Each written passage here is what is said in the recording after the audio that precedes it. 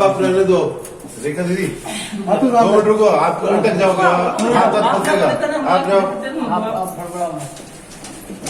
ये वाली धक्को ये नहीं बोल रहा।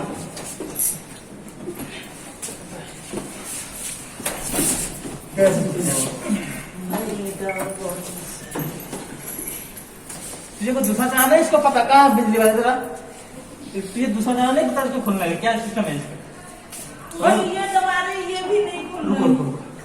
तब से मैं ये दबा रही थी, फिर भी नहीं खोला। या बीचम बीच फंसी है ना। मैं 8 बजे तक फंसी हूँ।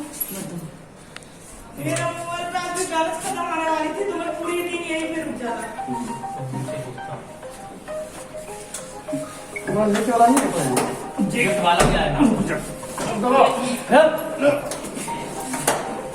इधर वाला पॉइंट कर ये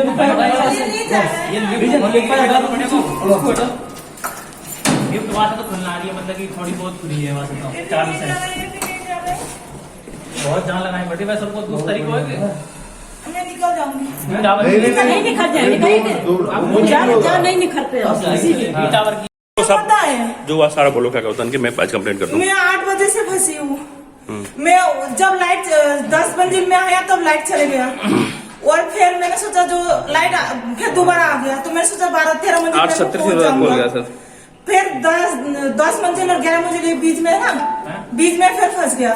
तो फिर मैं घंटी बजा रही हूँ, उसमें जो नीचे घंटी है वो भी बजा रही हूँ और कॉलिंग भी कर रही हूँ, कोई नहीं उठा रहे। मेरा मोबाइल में आज बैलेंस नहीं होता तो मेरे हस्बैंड को कहाँ मिलता। कितने घंटे बाद निकले हो आप? मैं 8 अभी 9 बज गया ना, कितना, हाँ ना 8:50 में निकला।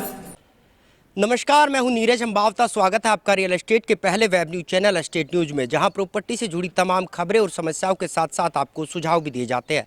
आज हम गुरुग्राम के सेक्टर 67 में, जहां श्री वर्धमान मंत्रा सोसाइटी में है, और तकरीबन आप अगर यहां देखें तो 1350 के आसपास फ्लैट है, और एक फ्लैट की कीमत 40 से लेकर 50 लाख के बीच है। लेकिन इतने जो है लाखों रुपए खर्च करने के बाद भी लोगों को क्या कुछ सुविधाएं मिल रही है, वो आज हम इन लोगों से भी जानेंगे। और जिस तरह से लगातार जो बिल्डर है उसकी मनमानी इस पूरी सोसाइटी में चल रही है, और सुविधा के नाम पर यहाँ की अगर हम बात करें तो कुछ भी नहीं है। बिजली पानी से लेकर जो लिफ्ट है वो भी ख़राब होती है, उसमें घंटे घंटे लोग जो है फंसे रहते हैं। कुछ लोग हमारे साथ हैं जो यहाँ लगातार रह रहे हैं, उनसे जान लेते हैं कि किस तरह की उनको समस्याएं आ रही हैं और इसको लेकर उन्होंने अब तक क्या किया। मैम, सबसे पहले आपका स्वागत है। क्या नाम है जी और क्या आपका फ्लैट नंबर? गीता F202 में रहती हूँ मैं।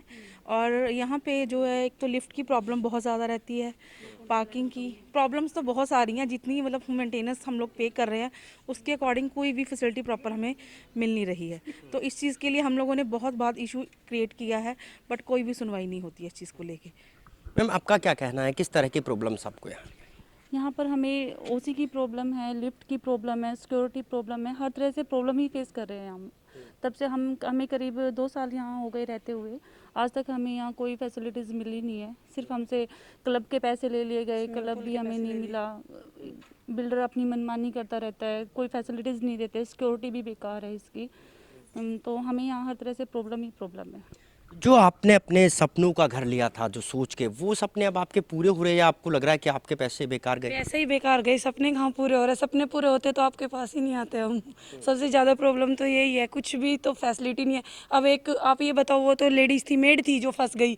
अब कल को छोटा बच्चा भी हो सकता है, उसके पास फ़ोन नहीं हो सकता। बुजुर्ग मम्मी भी हो सकती है, हमारी दादी भी हो सकती है। अगर वो फंस जाए, उनका बीपी हाई भी हो सकता है, लो भी हो सकता है। उस कंडीशन में फिर ये लोग क्या करेंगे? सबसे ज़्यादा प्रॉब्लम यही क्रिएट होती है ना, तो वो क्या करेंगे इस सिचुएशन में। अब हमारे तो बच्चे को हम बार बार मोबाइल दे के थोड़ी ना भेज सकते हैं, वाटर बोतल दे के थोड़ी ना भेजेंगे बेटा। अब वो तो मेड थी, उसकी ऐसी हालत थी, तो बच्चे का क्या होगा?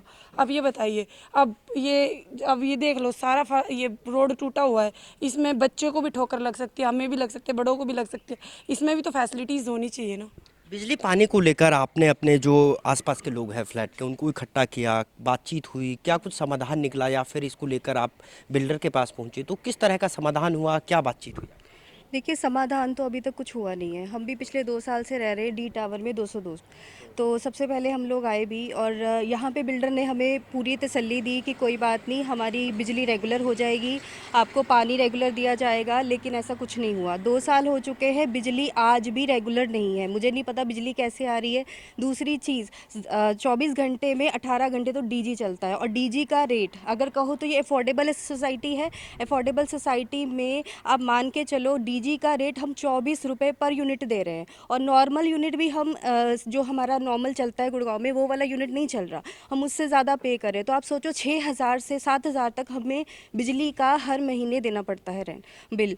पहली चीज़। दूसरी चीज़, अगर मैं मेंटेनेंस की बात करूँ, ये हमसे मेंटेनेंस ऐसा ले रहे हैं जैसे मर्लिन वाले लेते हैं। हम 3,000 के आसपास इनको मेंटेनेंस पे कर रहे हैं, बट मेंटेनेंस के नाम पे हमें कोई फैसिलिटी नहीं है। ना तो यहाँ पे गार्ड अवेलेबल है, हर एक ब्लॉक में एक अब गार्ड होना चाहिए, गार्ड अवेलेबल नहीं है। सिर्फ 4 गार्ड लगा रखे हैं। गार्ड के नाम पे भी वो बिल्कुल क्या है, बहुत बूढ़े लोग हैं, 60 से 70 उम्र वाले, जिनको कोई लेना देना नहीं है। यहाँ स्ट्रीट डॉग की इतनी प्रॉब्लम है, कई बार ऐसा हो चुका है स्ट्रीट डॉग बच्चों को काटने को दौड़ते हैं। स्ट्रीट डॉग ऐसे मतलब उसका कोई हल नहीं है। तो मैं आपको क्या गिनाऊं, मेरे पास तो लिस्ट 100 नंबर भी, आप मेरे साथ 1 घंटा भी यहाँ खड़े रहो ना तो मैं आपको लिस्ट गिनाती रहूँगी, बट इसका हल क्या है? बिल्डर हमारी तो नहीं सुन रहा। ओसी अभी तक नहीं आया, जबकि हमें बोला गया था 6 महीने के अंदर अंदर ओसी ला दूंगा।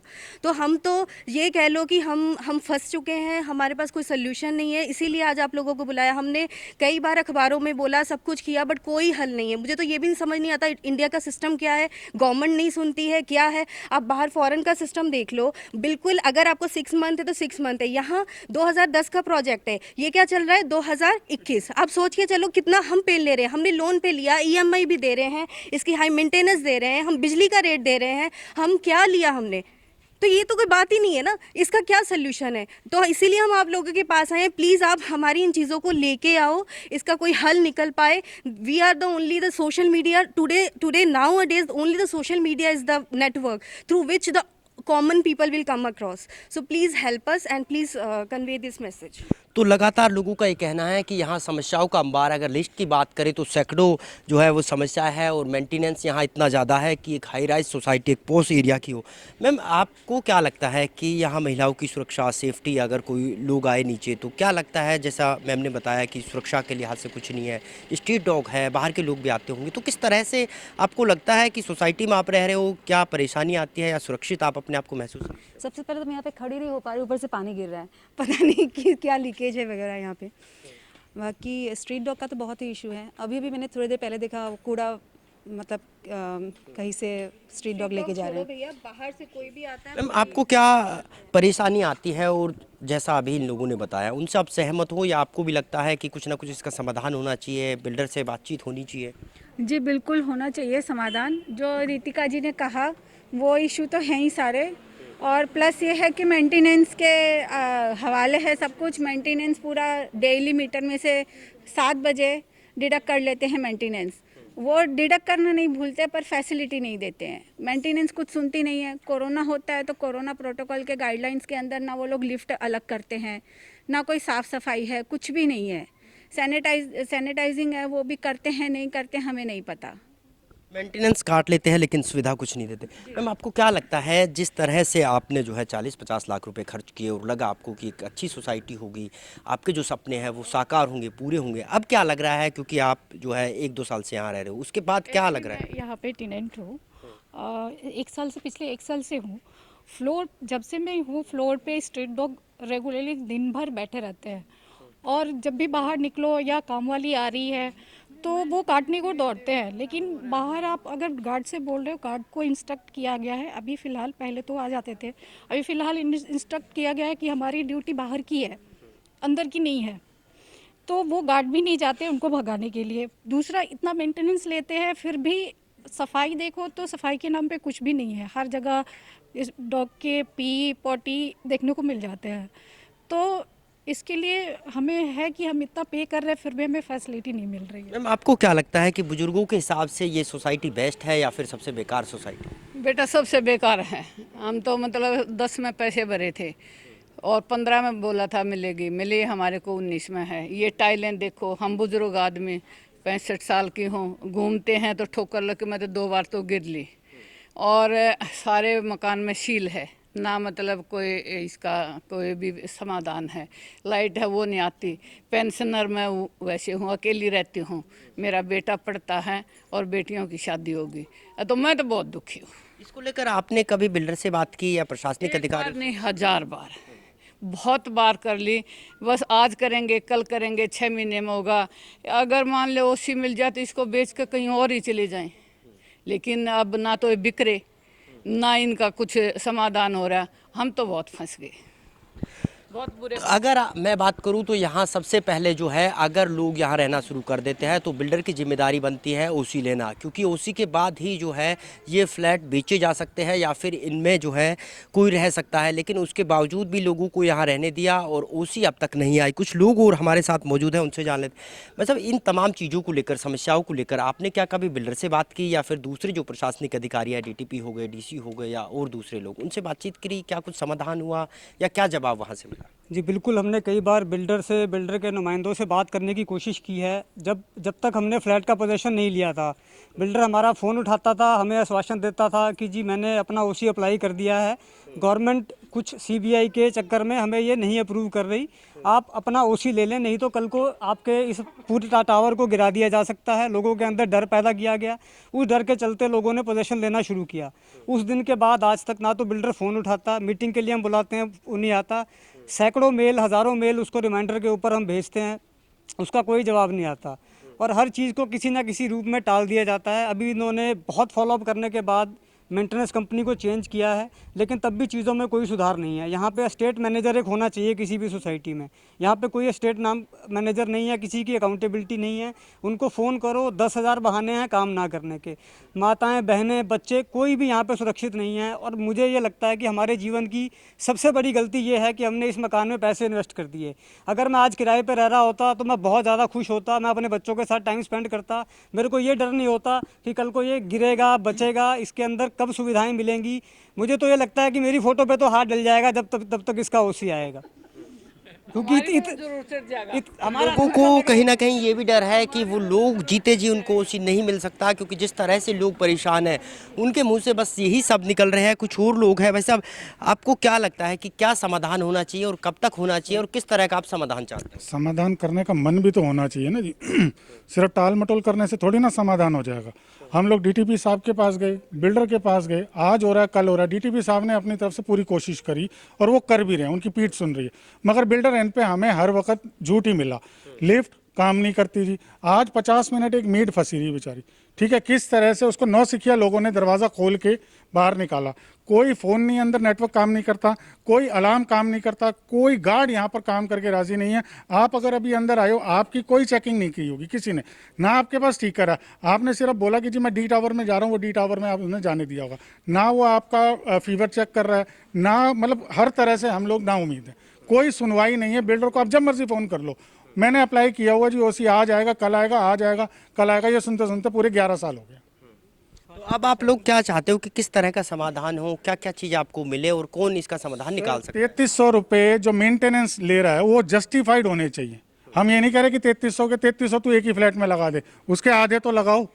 सड़कें मिल जाए प्रॉपर, पानी मिल जाए, बिजली रेगुलर नहीं है, पावर बैकअप रेगुलर नहीं है, लाइट चली जाती है 15-15 मिनट तक, DG नहीं चलता इनका, लिफ्ट्स काम नहीं कर रही है, पार्किंग कोई डेडिकेटेड नहीं है, पार्किंग अलॉटेड नहीं है, जिसका जहाँ मन करता है अपना घुस जाता है। पूरा का पूरा सिस्टम खराब है। एक बार नहीं, कई बार हम लोगों ने धरने भी दे दिए, कोई फायदा नहीं हुआ। अगर आप मेंटेनेंस ना दो तो क्या होगा? भाई साहब, मेंटेनेंस की इसकी ये चालाकी की हुई है कि ये मीटर के साथ ये अटैच हुआ हुआ है, जो कि टोटली इलीगल है। आपने अगर मेंटेनेंस ना देने की कोशिश करी तो आपकी बिजली चली जाएगी। अब बताओ आप फंसे कि नहीं फंसे? तो ये लोग हैं जो कि किस तरह से फंसे हुए हैं बिल्डर के चंगुल में कि यहाँ अगर मेंटेनेंस नहीं देते हैं तो बिजली पानी भी उनका काट लिया जाएगा। मतलब किस तरह की परेशानियाँ आ रही हैं और आप लोग क्या चाह रहे हो कि किसको इसमें बीच में आना चाहिए? सरकार को आना चाहिए, प्रशासन को, या फिर बिल्डर को, या फिर लोगों को, या RW रजिस्टर्ड हो, या कैसे आपका समाधान होगा? जी सबसे पहले मैं बताना चाहूँ कि इंसान जब भी कहीं घर पर रहता है तो बेसिक एमिनिटीज़ जिसे आप कहते हैं, मूलभूत सुविधाएँ, उन्हीं की तरफ ध्यान देता है कि ये एटलीस्ट मेरे को मिले।